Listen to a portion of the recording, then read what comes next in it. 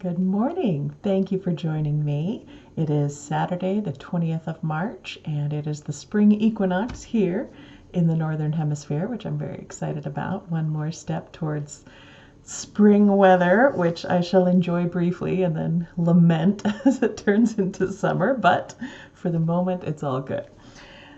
Wonderful to be back with you. I had 3 weeks off because of Needlework Expo, so no Flosstube last weekend as I was packing orders, and I will definitely discuss the Expo in more detail a little bit later on. But for now, I wanted to launch right into Stitching in Action, and we have a submission from Ann D. This week. She did Quilting Bee as a gift for, I believe, her sister. Check my notes. And she framed it herself, so well done, Ann. Thank you for sharing that with us. Next up, what I'm stitching. I actually, well, surprise, have not done a lot of personal stitching, but last weekend after I finished packing up the latest round of orders, I did get a little bit of personal stitching time, and I chose to work on the pandemic sampler, which many of you have seen. There is a fun sal going on about this one, and I'll put the hashtag down below and in the show notes. But I didn't make a tremendous amount of progress, but it's always a pleasure. I finished this page, so I've moved down to a lower page, extended the border a little bit, working on the house. I'm really liking the way that's coming out. And I'll show the original briefly. Obviously, you can see I've been drunk with power because I'm switching all the colors. And I skipped ahead a little bit before finishing the house to do this element here on the original. You can see it's a fox, and in my version I've adjusted it to be a little bit like our dachshund, so personalizing that one a bit so you can see to go with the cat on top of the house. So that's what I've been working on. I look forward to more stitching on that, but I'm still working hard to get models finished for some projects this summer, which I am very excited to say are looking much more certain, if there is certainty in these times, because in Nevada and a lot of other places have opened up new lanes for people to get vaccines. So I think next week I'm eligible, which I'm very excited about, and I think the rest of our family just 2 or 3 weeks after that. So we shall begin trying to schedule our appointments. I've never been so excited about a shot in my life. So that's what I'm working on. Next, Stash Spotlight. I got several fun things at Expo, but they haven't arrived to me yet, so I'll show those when they come in. In the meantime, I'm pulling a book off the shelf, and I think I got this from the wonderful Kitten Stitcher website, but it's called Ohio is My Dwelling Place, and actually one of my very favorite things is the one that's featured on the front here, but get a little bit more detailed photo inside. I absolutely love that here's this girl, and she's got her sparkly dress and her fancy parasol and her happy face, and she's 3 times the size of her house. That's totally me. I think she got drunk with power too, you know. It's like those old medieval art designs where how important you were determined your size in the photograph. So, you know, the little ordinary people were this big, and obviously donors and artists and important people, kings, were this big. So I think she was doing that. Another one I wanted to show is this one here. I love these beautiful spring colors, and it's a fun verse.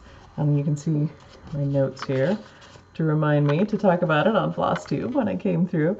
But I especially love, again, enormous cat named Miss Puss, who frankly looks a little grumpy. And then over here, teeny tiny family. And up in front and center, girl with her stripy dress. I would totally wear a dress like that. So that's pretty fun. Speaking of enormous cats, Pilsner's joined us in the background, so we'll see what he does today. This was the last one that I wanted to highlight. This is an unusual style. I haven't seen a lot like this before, but it's basically like her, I don't know, her street, her block, what the equivalent would be. I love the way the houses are actually little individual houses with the addresses on them. How fun is that?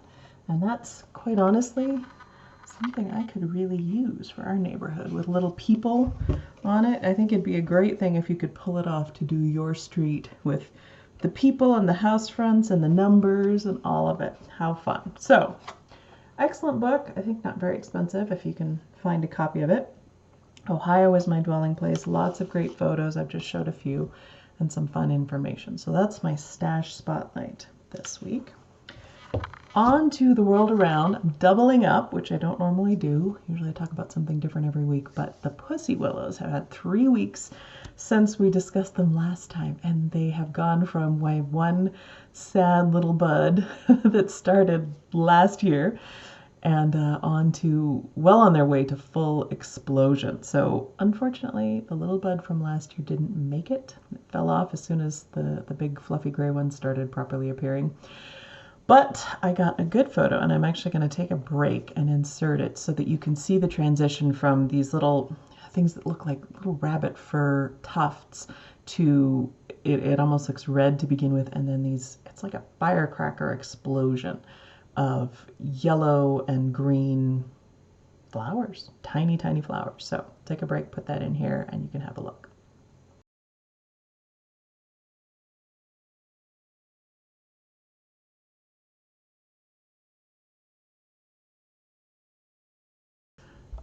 And I may even triple up, go for the hat trick of pussy willows next week and actually show, I'm hoping we'll have had 2 more weeks to get them further blooming and get the bees into there, because it is really fun when you can see the whole clump of pussy willows with all the flowers fully going, and the bees just love it. So I'm hoping the bees will come around soon. We're not really above freezing at night here yet, so everybody's getting slow to start, but in previous years when the pussy willows bloomed, the bees came, so I'm hoping that will be the case as well.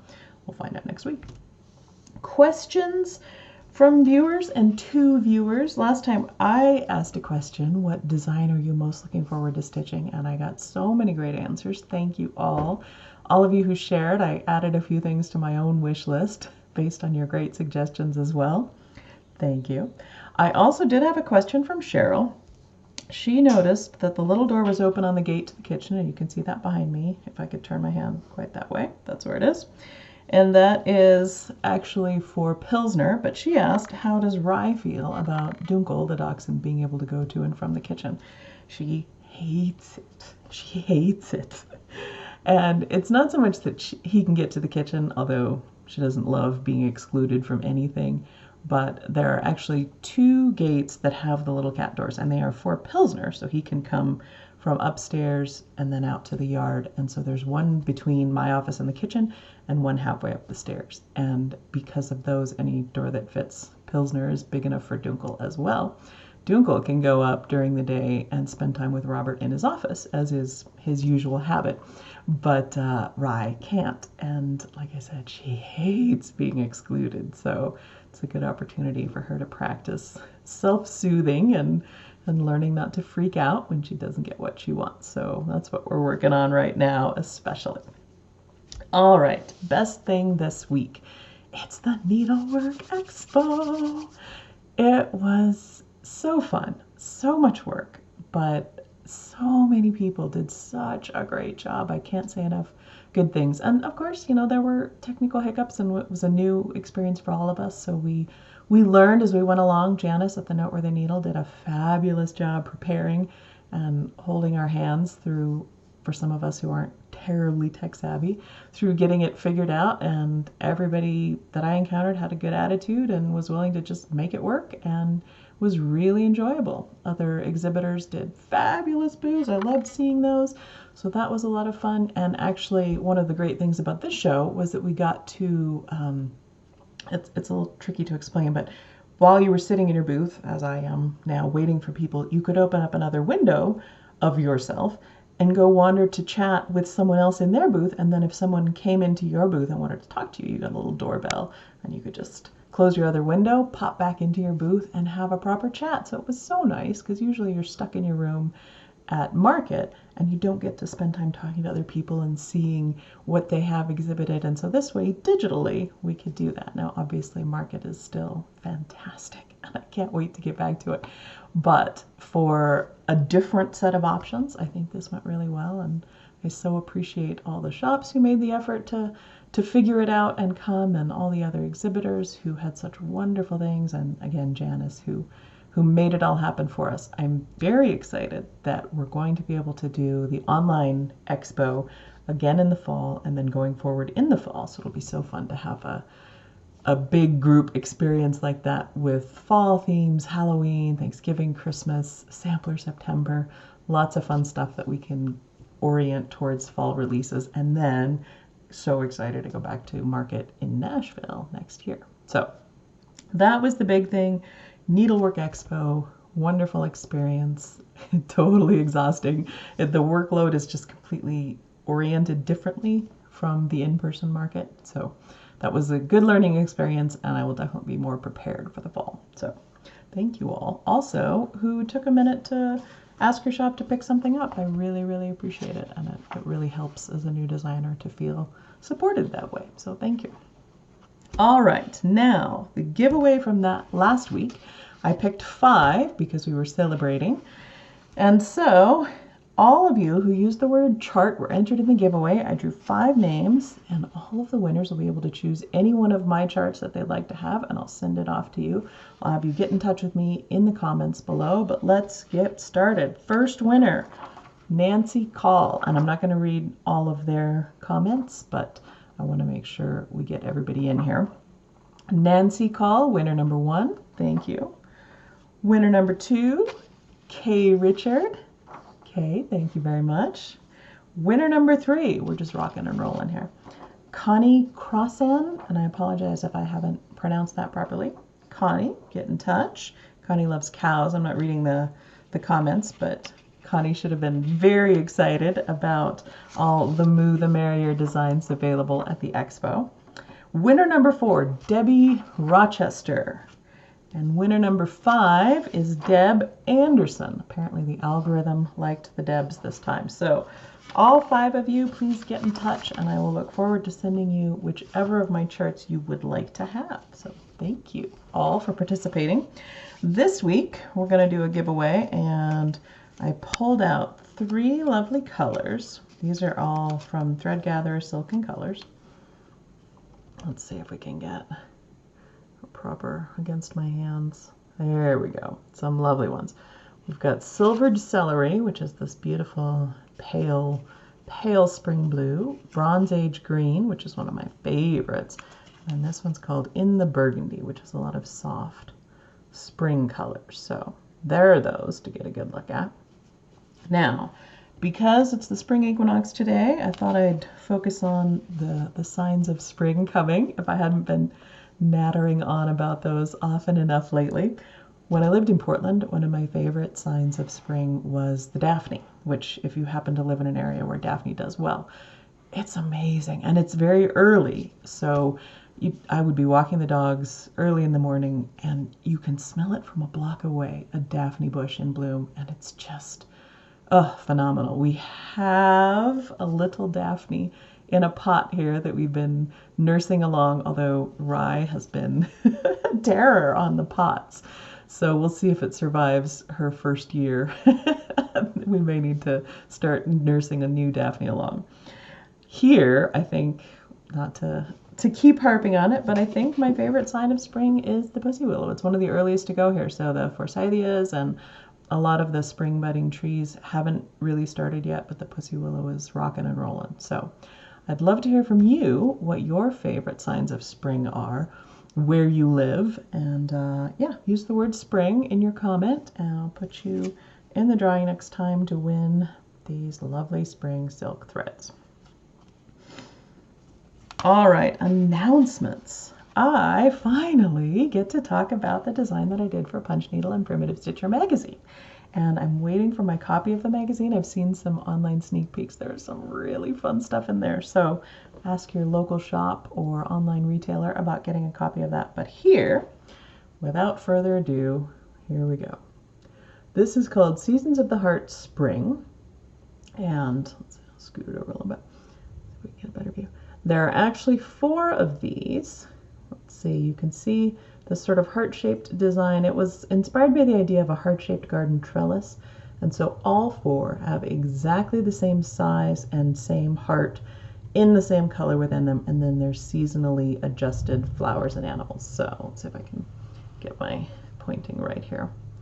Obviously, tiny rabbits and bigger rabbits throughout. We've got some lily of the valley, some narcissus here and here, fritillarias, pansies or violets, and then these are, I'm totally blanking on the name of them right now, but another spring flower inspired here, and just some fun, fresh spring designs and colors. I want to thank Julia Brooks for stitching this one for me. Thank you, Julia. And Jolynn at Acorns and Threads for, as always, a beautiful finish on this, nice and simple. With the trademark Jolynn back. Fabulous. Now, because there are 4, I would really love to see them done as a cube with 1 season on each side, but I didn't do the models that way because it's really hard to photograph. So if somebody does want to do that, I would really like to see it. So that's in Punch Needle and Primitive Stitcher. I hope you enjoy it. And there's also a Zappy Dot available for this one, and for all the others I'll put a photo in there. And I'll continue to talk about those as they are released, because they're all done and submitted. I just need to wait until the magazine comes out in each issue so I can talk about that season's offering. So thank you. Hope you enjoy it. On to the puppy video. That's it for me. We have a little bit of an extra long puppy video this time. Rye had an exciting 3 weeks. She had a play date and some fun stuff in there, lots of running. She's really growing into her frame and her muscles, so she's starting to get really, really athletic, and it's fun to see. So enjoy the puppy video. Thank you so much for spending some time with me. I missed you last weekend, but it was a lot of work to be done, so I'm glad to have the bulk of that over so I can start preparing for all the things that are coming. Thank you very much for joining me. Have a lovely weekend and happy spring. Goodbye.